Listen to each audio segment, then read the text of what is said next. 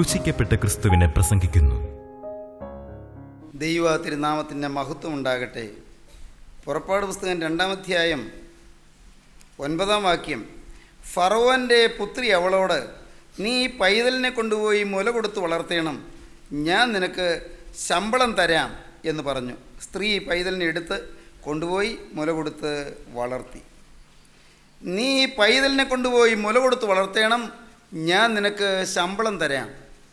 സ്വന്തം കുഞ്ഞിനെ മുല കൊടുത്ത് വളർത്താൻ അമ്മയ്ക്ക് ശമ്പളം രാജകൊട്ടാരത്തിൽ നിന്ന്. എന്തൊരു അത്ഭുതമാണിത്! ദൈവത്തിൻ്റെ വലിയ നാമം മഹത്വപ്പെടട്ടെ. സഹോദരങ്ങളെ, സ്വന്തം കുഞ്ഞിന് മുലപ്പാൽ കൊടുത്ത് വളർത്താൻ ആ പെറ്റമ്മയ്ക്ക് ശമ്പളം കിട്ടുന്നു. പക്ഷേ കൊടുത്തത് കൊട്ടാരത്തിലെ രാജകുമാരിയാണ്. രാജകുമാരിക്ക് മക്കളില്ല. ഫറവോ രാജാവിൻ്റെ രാജകുമാരിക്ക് മക്കളില്ല. മക്കളില്ലാത്ത രാജകുമാരി നീലനദിയിലെ പെരുവെള്ളത്തിൽ അവിടെ ജലതർപ്പണം ചെയ്യാനായി വന്നതാണ്. ആ പൂജാവിധി കൊണ്ട് മക്കളെ കിട്ടുമെന്നാണ് അന്നത്തെ ഒരു ഈജിപ്ഷ്യൻ വിശ്വാസം. നീലനദിയിലെ പെരുവെള്ളത്തിൽ പൂജകൾ നടത്തി, അവിടെ നമസ്കാരങ്ങൾ നടത്തി, അവിടെ പുണ്യകർമ്മങ്ങൾ ചെയ്ത്, അവിടെ ചില പ്രാർത്ഥനകൾ നടത്തി, അങ്ങനെ ആ കർമ്മ പരിപാടികൾ കൊണ്ട് ഒരു ശിശുവിനെ ലഭിക്കും എന്ന് ഒരു പ്രതീക്ഷ. അപ്പോഴാണിതാ ഒരു ഞാങ്ങണപ്പെട്ടി ഇങ്ങനെ ഒഴുകി പോകുന്നു. രാജകുമാരി വേലക്കാരിയെ പറഞ്ഞയച്ചു. ഇതാണ്ട് ആ പോകുന്ന ഒരു പെട്ടിയാണല്ലോ, ഞാങ്ങണ കൊണ്ടുണ്ടാക്കിയ ഒരു പെട്ടി, ഒന്ന് അടുപ്പിച്ചുകൊണ്ട് വരൂ. വേലക്കാരി നീന്തി തുടിച്ച് ചെന്നു. പെട്ടി ഇങ്ങനെ പയ്യെ പിടിച്ചു. പെട്ടി തുഴഞ്ഞുകൊണ്ട് കടവിലേക്ക് വന്നു. കടവിൽ കരയ്ക്ക് വെച്ചു. പെട്ടിയുടെ മൂടി തുറന്നു. ഒരു കുഞ്ഞ് പുഞ്ചിരിച്ചുകൊണ്ട് കിടക്കുന്നു. 3 മാസം പ്രായമുള്ള ഒരു ഓമന കുഞ്ഞ്, ദിവ്യ സുന്ദരനായൊരു കുഞ്ഞ്, നല്ല ആരോമൽ പൈതൽ, തുടുത്തു ചുമന്ന പൂങ്കവിളുകൾ. അവിടെ രാവിലത്തെ ഇളം സൂര്യൻ്റെ, ബാലസൂര്യൻ്റെ കിരണകന്തളങ്ങളേറ്റ് വെട്ടിത്തിളങ്ങുകയാണ്, പ്രശോഭിക്കുകയാണ്. രാജകുമാരിക്ക് കൗതുകം തോന്നി. നാം വായിക്കുന്നത് ഇങ്ങനെയാണ്: കുട്ടി അതാ കരയുന്നു, അവൾക്കതിനോട് അലിവ് തോന്നി, ഇത് എബ്രായരുടെ പൈതങ്ങളിൽ ഒന്ന് എന്ന് പറഞ്ഞു. ഈ കുട്ടി കരയും തോറും കുഞ്ഞിൻ്റെ മുഖം ചുമക്കുന്നു. കൈകാലിട്ടടിച്ച് കരയും തോറും ഈ കുഞ്ഞിൻ്റെ കവിളുകൾ തുടുക്കുന്നു. രാജകുമാരി സൂക്ഷിച്ചു നോക്കി. ഇത് എബ്രായ സ്ത്രീകളുടെ ആരുടെയോ കുഞ്ഞാണല്ലോ.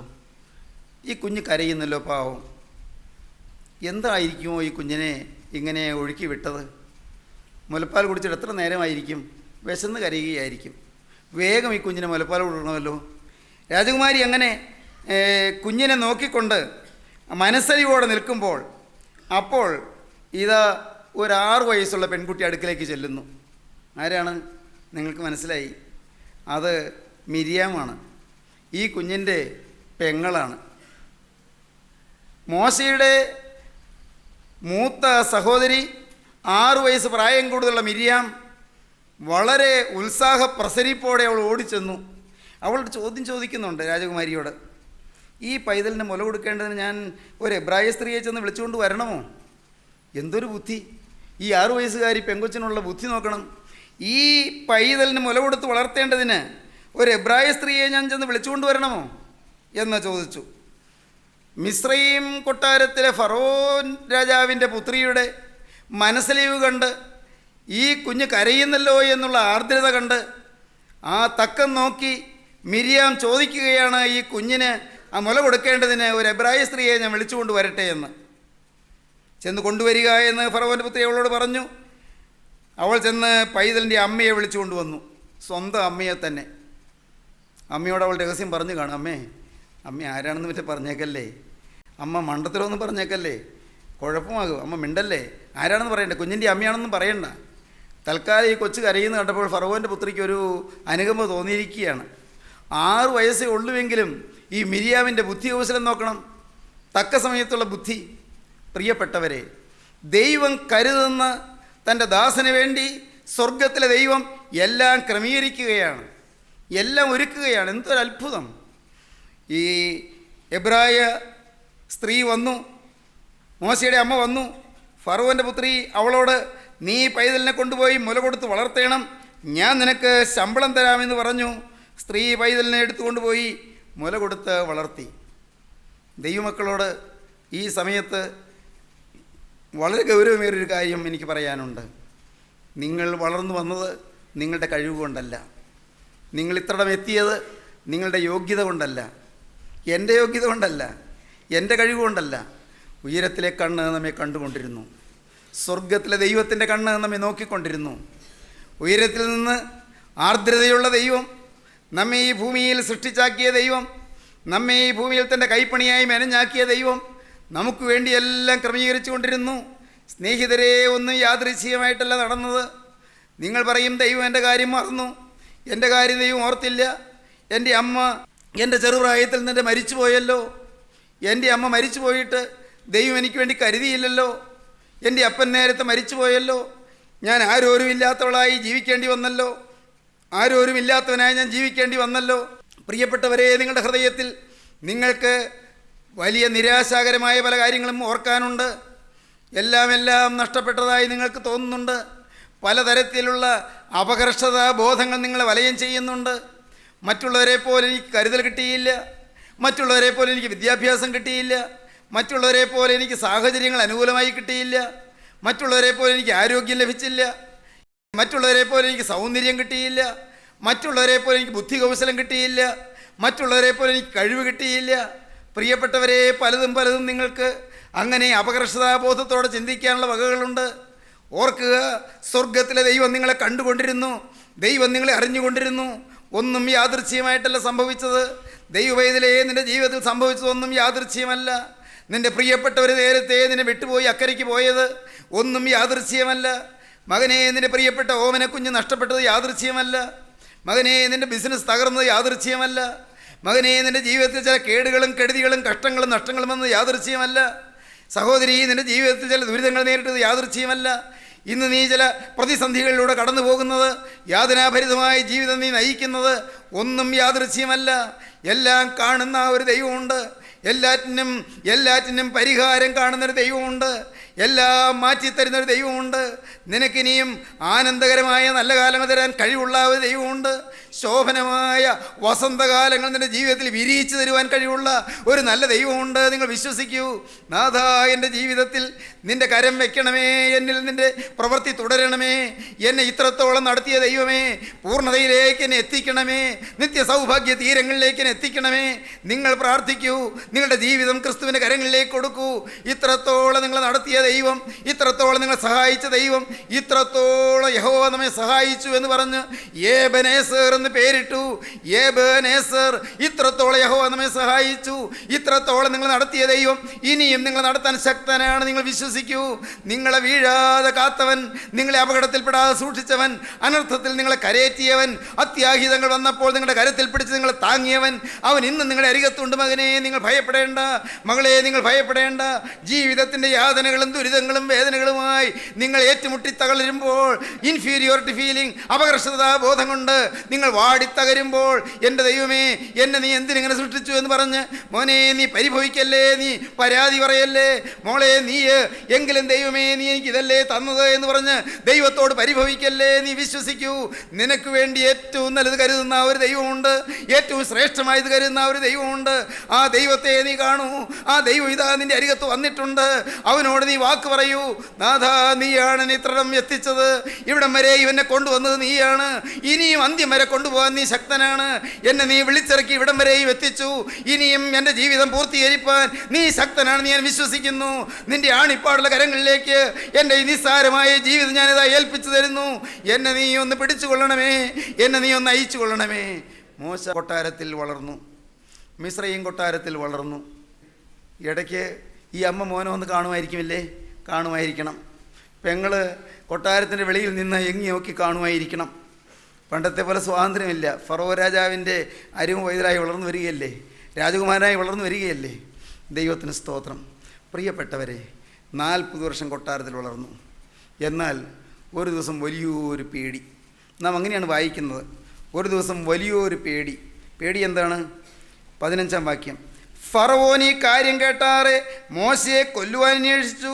മോശ ഫറവോൻ്റെ സന്നിധിയിൽ നിന്ന് ഓടിപ്പോയി മിദ്യാൻ ദേശത്ത് നിന്ന് പാർത്തു. മോശ തൻ്റെ വംശത്തിൽപ്പെട്ട എബ്രായ ജാതിയിൽപ്പെട്ട ഒരുവൻ അനീതി ഏൽക്കുന്നത് കണ്ട് അവന് തുണ നിന്ന് അവനെ ഉപദ്രവിക്കുന്നവനെ അടിച്ചു കൊന്നു. പ്രിയപ്പെട്ടവരെ, വലിയ ക്രൂരകൃത്യമാണ് ചെയ്തത്. ഒരു മിസ്രയീമിനെ അടിച്ചു കൊന്നു. ഇസ്രായേൽക്കാരൻ അനീതിയേറ്റ് വലയുന്നത് കണ്ട്, മിസ്രയീമിൻ്റെ ക്രൂരമായ ഉപദ്രവമേറ്റ് വിഷമിക്കുന്നത് കണ്ട് മോശയ്ക്ക് സഹതാപം തോന്നി. ആ മിസ്രയീമിനെ അടിച്ചു കൊന്നു. ഫറവോ രാജാവ് അത് കേട്ടു. ഫറവോൻ ഈ കാര്യം കേട്ടാർ മോശയെ കൊല്ലുവാൻ അന്വേഷിച്ചു. പുറപ്പാട് പുസ്തകം 2-ാം അധ്യായം 15-ാം വാക്യം. മോശ ഫറവോൻ്റെ സന്നിധിയിൽ നിന്ന് ഓടിപ്പോയി. പ്രിയപ്പെട്ടവരെ, എത്ര പെട്ടെന്നാണ് അന്തരീക്ഷം മാറുന്നത്. കൊട്ടാരത്തിലെ അടുത്ത കിരീടാവകാശിയായി വാഴുന്ന രാജകുമാരൻ ഇതാ ഓടുകയാണ്, രക്ഷപ്പെടാൻ ഓടുകയാണ്, ഭയപ്പെട്ട് ഓടുകയാണ്. ഭയം, മരണഭീതി, ജീവനെക്കുറിച്ചുള്ള ഭയം. പ്രിയപ്പെട്ടവരെ, നിങ്ങൾ ഏതെല്ലാം ഭയമാണ് ഇന്ന് അലട്ടുന്നത്? മരണഭീതി നിങ്ങളെ അലട്ടുന്നുണ്ടോ? എനിക്ക് ഏതോ മാരകമായ രോഗമാണെന്ന് തോന്നുന്നല്ലോ, അയ്യോ മരണം അരിച്ചരിച്ച് വരുന്നത് പോലെ തോന്നുന്നല്ലോ, അങ്ങനെ നിങ്ങൾക്ക് ഭയപ്പാട് വരുന്നുണ്ടോ? ആരോ എന്നെ പിടികൂടാൻ വരുന്നുണ്ടല്ലോ, എന്നെ ഉപദ്രവിക്കാൻ ആരോ പിന്നാലെ വരുന്നുണ്ടല്ലോ, ആരോ എനിക്ക് എന്തോ കണികൾ ചെയ്തിട്ടുണ്ടല്ലോ, ആരോ എനിക്ക് എന്തോ ദോഷം ചെയ്തിട്ടുണ്ടല്ലോ, ആരോ എന്നെ നശിപ്പിക്കാൻ പരിശ്രമിച്ചു കൊണ്ടിരിക്കുന്നുണ്ടല്ലോ. ഇമാതിരി പേടികൾ നിങ്ങളെ അലട്ടുന്നുണ്ടോ? എനിക്കെതിരെ ആരോ എന്തോ മന്ത്രവാദ പ്രയോഗങ്ങൾ ചെയ്തിട്ടുണ്ടല്ലോ, ആരോ എന്തോ കൈവിഷം പ്രയോഗിച്ചിട്ടുണ്ടല്ലോ, എനിക്കെതിരെ ആരോ എന്തോ പൂജകളോ മന്ത്രവിധികളോ ചെയ്തിട്ടുണ്ടല്ലോ. പേടിച്ച് കഴിയുന്നവരാരെല്ലാം ഉണ്ട്. ദൈവവൈതലേ, ഒന്നും പേടിക്കേണ്ട. ഒരു മന്ത്രവിദ്യയെയും നീ പേടിക്കേണ്ട, ഒരു മന്ത്രവാദ ദോഷത്തെയും നീ പേടിക്കേണ്ട, ഒരു കൈവിഷ ഭയത്തെയും നിന്നെ അലട്ടുവാൻ നീ സമ്മതിക്കേണ്ട. ഓർക്കൂ, ഏതൊരു കൈവിഷത്തെയും ഏതൊരു മന്ത്രവിദ്യയെയും അമർച്ച വരുത്തുവാനും ഇല്ലായ്മ ചെയ്യുവാനും തല തകർക്കുവാനും കഴിവുള്ളവനായി ഗോകുൽത്തായിൽ മരിച്ച കർത്താവായ യേശു ക്രിസ്തു ഇന്നും മകനെ നിനക്ക് വേണ്ടി ജീവിക്കുന്നുണ്ട്. ഈ നിത്യരക്ഷകനായ ക്രിസ്തു നിന്റെ ഹൃദയത്തിലുണ്ടെങ്കിൽ ഒരു മന്ത്രവാദവും നിന്നോട് ഭരിക്കുകയില്ല, ഒരു ആഭിചാര പ്രയോഗവും നിന്നെ ഏശുകയില്ല, ഒരു ലക്ഷണവിദ്യയും നിന്നെ ഏൽക്കുകയില്ല. പ്രിയപ്പെട്ടവനെ, ഒരു മന്ത്രവിദ്യയും നിന്നോട് എടുക്കുകയില്ല, ഒരു കൂടോത്രവും ഒരു ക്ഷുദ്രപ്രയോഗവും നിന്റെ അഞ്ചയൽവക്കത്ത് വരികയില്ല. ആരെന്ത് ദോഷം ചെയ്താലും എന്തെല്ലാം മന്ത്രവിദ്യ പൂജകൾ നിർവഹിച്ചാലും പാതാള വേതാള കേളികൾ നിന്നെ അലട്ടുവാൻ വന്നാലും ഒന്നും നിന്നെ തൊടുകയില്ല, ഒരു അനർത്ഥവും നിനക്ക് ഭവിക്കുകയില്ല. അവൻ നിനക്ക് കോട്ടയും നിനക്ക് പരിചയം നിനക്ക് പലകയുമായിരിക്കും. ദൈവത്തിൻ്റെ വലിയ നാമം മഹത്വപ്പെടട്ടെ. ദൈവം എൻ്റെ പാറയാണ്, അവൻ എൻ്റെ കോട്ടയാണ്, അവൻ രക്ഷകനാണ്, അവൻ്റെ ദുർഗമാണ്, അവൻ്റെ ശരണമാണ്. സംഘത്തിനക്കാരൻ പറഞ്ഞു, ദൈവം എൻ്റെ സങ്കേതവും ബലവുമാകുന്നു, കഷ്ടങ്ങളിൽ അവൻ ഏറ്റവും അടുത്ത തുണയായിരിക്കുന്നു. God is my refuge and strength. He is the very present help in the time of trouble. എനിക്ക് കഷ്ടത വരുമ്പോൾ, എനിക്ക് പ്രയാസം വരുമ്പോൾ അവൻ ഏറ്റവും അടുത്ത തുണയായി എന്നോടുകൂടെ ഇരിക്കും. ദൈവത്തിന് സ്തോത്രം. അതുകൊണ്ട് ഭൂമി മാറിപ്പോയാലും, പർവ്വതങ്ങൾ കുലുങ്ങി സമുദ്രമധ്യേ വീണാലും, അതിലെ വെള്ളം ഇരച്ച് കലങ്ങിയാലും, അതിൻ്റെ കോപം കൊണ്ട് പർവ്വതങ്ങൾ കുലുങ്ങിയാലും നാം ഭയപ്പെടുകയില്ല. സ്തോത്രം. ഒരു നദിയുണ്ട്, അതിൻ്റെ തോടുകൾ ദൈവനഗരത്തെ, അത്യുന്നതിൻ്റെ വിശുദ്ധ നിവാസത്തെ തന്നെ സന്തോഷിപ്പിക്കുന്നു. ദൈവം അതിൻ്റെ മധ്യേയുണ്ട്, അത് കുലുങ്ങുകയില്ല. ദൈവം അധികാലത്ത് തന്നെ എന്നെ സഹായിക്കും. ജാതികൾ ക്രുദ്ധിച്ചു, രാജ്യങ്ങൾ കുലുങ്ങി, അവൻ തന്നെ ശബ്ദം കേൾപ്പിച്ചു, ഭൂമി ഉരുകിപ്പോയി. സൈന്യങ്ങളുടെ ദൈവമായ യഹോവ നമ്മോടുകൂടെയുണ്ട്. യാക്കോബിന് ദൈവം നമ്മുടെ ശരണമാകുന്നു, നമ്മുടെ ദുർഗമാകുന്നു. സഹോദരങ്ങളെ, എന്താണ് കാരണം? ദൈവം കൂടെയുണ്ടെന്നുള്ള ഉറപ്പ്. എങ്ങനെയാണ് ഉറപ്പ് കിട്ടുക? വേണമല്ലോ. നിങ്ങൾ കേട്ടപ്പോൾ നിങ്ങൾക്ക് തോന്നി ആ ഉറപ്പ് എനിക്ക് വേണമല്ലോ. മോനെ, നീ പേടിക്കണ്ട, ദൈവം കൂടെയുണ്ടെന്നുള്ള ഉറപ്പ് കിട്ടാൻ ഒരു പോംവഴിയേ ഉള്ളൂ. നീ മനസ്സറിഞ്ഞ് ഒരു പാപവും വരികയിലും തീരുമാനിച്ചാൽ മാത്രം മതി. വന്നതോ എൻ്റെ കർത്താവിൻ്റെ തിരുരക്തത്താൽ കഴുകിത്തരും. എന്തെല്ലാം വന്നോ, നീ ഒന്നും പേടിക്കണ്ട. ഏതെല്ലാം കെടുതികൾ നിനക്ക് സംഭവിച്ചോ, ഏതെല്ലാം അനർത്ഥങ്ങളിൽ ചെന്ന് വീണോ, ദൈവവൈതലേ, എന്തെല്ലാം ഘോര കൃത്യങ്ങൾ നീ ചെയ്തോ, ഏതെല്ലാം വൃത്തികേടുകൾക്ക് നീ കൂട്ടാളിയായോ, പേടിക്കണ്ട. എല്ലാം കഴുകിത്തരാൻ പുണ്യാഹ രക്തമുണ്ട്. ദൈവത്തിന് സ്തോത്രം. എല്ലാം കഴുകിത്തരുന്ന യേശുക്രിസ്തുവിൻ്റെ ചങ്കിലെ ചോരയുണ്ട്. നിങ്ങൾ വിശ്വസിക്കൂ പ്രിയരെ, കുറ്റമറ്റ രക്തം, പുണ്യാഹ രക്തം നസ്രായനായ യേശു ചിന്തിയിട്ടുണ്ട്. നിങ്ങളുടെ സകല പാപവും പോക്കി നിങ്ങളെ ശുദ്ധീകരിക്കുന്ന യേശുക്രിസ്തുവിൻ്റെ തിരുരക്തം ഇതുവരെ വന്നതെല്ലാം ക്ഷമിക്കും, കഴുകും. എന്നാൽ മകനെ, നീ വ്യക്തമായൊരു തീരുമാനമെടുക്കണം. മനസ്സറിഞ്ഞ് നാഥായി നിമിഷം മുതൽ ഒരു പാപത്തിൻ്റെ അണുപോലും എന്നിൽ ഉണ്ടാവുകയില്ല എന്ന് നീ തീരുമാനിക്കുമെങ്കിൽ നിന്റെ ഭയപ്പാടെല്ലാം മാറിപ്പോകും, സകല ഭയവും വിട്ടുപോകും. എന്തുകൊണ്ട്? യഹോവ എൻ്റെ ശരണമായിരിക്കും, യഹോവ എൻ്റെ ദുർഗമായിരിക്കും. ഭാവിയെക്കുറിച്ചുള്ള ആങ്സൈറ്റീസ് മാറിപ്പോകും, നാളെയെക്കുറിച്ചുള്ള ആശങ്കകൾ അകന്നു പോകും, ഭർത്താവിനെക്കുറിച്ചുള്ള പേടികൾ മാറിപ്പോകും, ഭാര്യയെക്കുറിച്ചുള്ളതായ ഭാരങ്ങൾ മാറിപ്പോകും, മക്കളെക്കുറിച്ചുള്ള ആവലാതികൾ മാറിപ്പോകും, പണസംബന്ധമായ ഞെരുക്കങ്ങളെക്കുറിച്ചുള്ള നിങ്ങളുടെ അങ്കലാപ്പുകൾ മാറിപ്പോകും, കടബാധ്യതയെക്കുറിച്ചുള്ള നിങ്ങളുടെ സംഭീതികൾ മാറിപ്പോകും. എല്ലാം മാറി നിങ്ങളുടെ ഹൃദയം സ്വച്ഛ സുന്ദരമായി തീരും, സ്വതന്ത്രമായി തീരും. ദൈവത്തിന് സ്തോത്രം.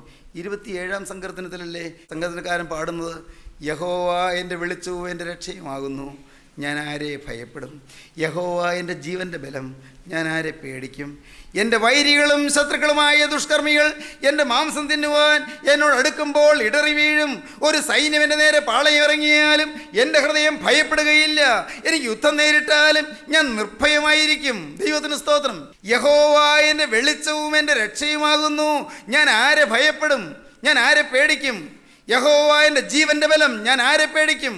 എൻ്റെ വൈരികളും ശത്രുക്കളുമായ ദുഷ്കർമ്മികൾ എൻ്റെ മാംസം തിന്നുവാൻ എന്നോട് അടുക്കുമ്പോൾ ഇടറി വീഴും. 27-ാം സങ്കീർത്തനം. ഒരു സൈന്യം എൻ്റെ നേരെ വളയിറങ്ങിയാലും എൻ്റെ ഹൃദയം ഭയപ്പെടുകയില്ല. എനിക്ക് യുദ്ധം നേരിട്ടാലും ഞാൻ നിർഭയമായിരിക്കും. എന്താ കാര്യം? ഞാൻ യഹോവയോട് ഒരു കാര്യം അപേക്ഷിച്ചു, അത് തന്നെ ഞാൻ ആഗ്രഹിക്കുന്നു, യഹോവയുടെ മനോഹരത്വം കാണുവാനും അവൻ്റെ മന്ദിരത്തിൽ ധ്യാനിപ്പാനും എൻ്റെ ആയുഷ്കാലമൊക്കെയും യഹോവയുടെ ആലയത്തിൽ പാർക്കേണ്ടതിന് തന്നെ. അനർത്ഥ ദിവസത്തിൽ അവൻ നിൻ്റെ കൂടാരത്തിൽ എന്നെ ഒളിപ്പിക്കും, തിരുനിവാസത്തിൻ്റെ മറവിൽ എന്നെ മറയ്ക്കും, പാറമേൽ എന്നെ ഉയർത്തും. ഇപ്പോൾ എൻ്റെ ചുറ്റുമുള്ള ശത്രുക്കളുടെ മേൽ എൻ്റെ തല ഉയരും. ഞാൻ അവൻ്റെ കൂടാരത്തിൽ ജയഘോഷ യാഗങ്ങൾ അർപ്പിക്കും. ഞാൻ യഹോവയ്ക്ക് പാടി കീർത്തനം ചെയ്യും. യഹോവേ, ഞാൻ ഉറക്ക വിളിക്കുമ്പോൾ കേൾക്കണമേ, എന്നോട് കൃപ ചെയ്ത് എനിക്ക് ഉത്തരമരുളണമേ. എൻ്റെ മുഖം അന്വേഷിപ്പിന്ന് നിങ്ങൾ നിന്ന് കൽപ്പന വന്നു എന്ന് എൻ്റെ ഹൃദയം പറയുന്നു. യഹോവേ, ഞാൻ നിൻ്റെ മുഖം അന്വേഷിക്കുന്നു, നിൻ്റെ മുഖം എനിക്ക് മറയ്ക്കരുതേ, അടിയനെ കോപത്തോട് നീക്കിക്കളയരുതേ. എൻ്റെ അപ്പനും അമ്മയും എന്നെ ഉപേക്ഷിച്ചിരിക്കുന്നു, എങ്കിലും യഹോവ എന്നെ ചേർത്തുകൊള്ളും. സ്തോത്രം. എന്താണ് ഈ ധൈര്യം? എങ്ങനെയാണ് ധൈര്യം കിട്ടുക? എനിക്കൊരു ലക്ഷ്യമേ ഉള്ളൂ. ഞാൻ യഹോവയോടൊരു കാര്യം അപേക്ഷിച്ചു, അത് തന്നെ ഞാൻ ആഗ്രഹിക്കുന്നു. എനിക്ക് വേറെ ലക്ഷ്യമില്ല. എന്താണ് ലക്ഷ്യം? യഹോവയുടെ മനോഹരത്വം കാണണം, അവൻ്റെ മന്ദിരത്തിൽ ധ്യാനിക്കണം. എൻ്റെ ആയുഷ്കാലമൊക്കെയും എനിക്ക് യഹോവയുടെ ആലയത്തിൽ പാർക്കണം. അപ്പോൾ അനർത്ഥ ദിവസത്തിൽ അവൻ തൻ്റെ കൂടാരത്തിൽ എന്നെ ഒളിപ്പിക്കും, തിരുനിവാസത്തിൻ്റെ മറവിൽ എന്നെ മറയ്ക്കും, പാറമേൽ എന്നെ ഉയർത്തും. ഇപ്പോൾ എൻ്റെ ചുറ്റുമുള്ള ശത്രുക്കളുടെ മേൽ എൻ്റെ തല ഉയരും. ഞാൻ അവൻ്റെ കൂടാരത്തിൽ ജയഘോഷ യാഗങ്ങളെ അർപ്പിക്കും. ഞാൻ യഹോവയ്ക്ക് പാടി കീർത്തനം ചെയ്യും. ദൈവത്തിന് സ്തോത്രം. ഞാൻ ജീവനുള്ളവരുടെ ദേശത്ത് യഹോവയുടെ നന്മ കാണുമെന്ന് വിശ്വസിച്ചില്ലെങ്കിൽ കഷ്ടം. യഹോവയെങ്കിൽ പ്രത്യാശ വയ്ക്കുക, ധൈര്യപ്പെട്ടിരിക്കുക. നിന്റെ ഹൃദയം ഉറച്ചിരിക്കട്ടെ, അതേ യഹോവയെങ്കിൽ പ്രത്യാശ വയ്ക്കുക. Wait for the lord. ദൈവത്തിനായി കാത്തിരിക്കുക. ദൈവത്തിൻ്റെ വലിയ നാമം മഹത്വപ്പെടട്ടെ. സ്നേഹിതരെ, നിങ്ങൾക്ക് ഈ നിർഭയത്വം വേണമോ? ഞാൻ സമാധാനത്തോടെ കിടന്നുറങ്ങും. നീയല്ലോ യഹോവേ എന്നെ നിർഭയം വസിക്കുമാറാക്കുന്നത്. ഭയപ്പാട് മാറ്റുന്നതാണ് ദൈവസ്നേഹം. ക്രിസ്തു നിങ്ങളുടെ അകത്ത് വരണം. പ്രിയപ്പെട്ടവരെ, പാപം മാറിയാൽ മാത്രം മതി. പാപത്തോട് നിങ്ങൾ മനസ്സോടെ യാത്ര പറഞ്ഞാൽ മാത്രം മതി. ഒരു പുതിയ ജീവിതം നിങ്ങൾ തുടങ്ങിയാൽ മാത്രം മതി. ഒരു ശക്തിയെയും പേടിക്കേണ്ട, ഒന്നിനെയും ഭയപ്പെടേണ്ട. എല്ലായിടത്തും ഏറ്റവും നല്ലത് നിങ്ങൾക്ക് തന്ന ദൈവം നിങ്ങളെ നടത്താൻ തുടങ്ങും. നിങ്ങളുടെ കുഞ്ഞുങ്ങളുടെ ഭാവി കർത്താവ് ഏറ്റെടുക്കും. ദൈവത്തിന് സ്തോത്രം. നിങ്ങളുടെ മക്കളുടെ കാര്യം കർത്താവിൻ്റെ കരങ്ങളിലാകും. അവരുടെ ആവലാതി കർത്താവ് ഏറ്റെടുക്കും. അവരുടെ ഭാവി കർത്താവ് ഏറ്റെടുക്കും. അവരുടെ ജീവിതത്തിലെ പ്രതിസന്ധികൾ കർത്താവ് ഏറ്റെടുക്കും.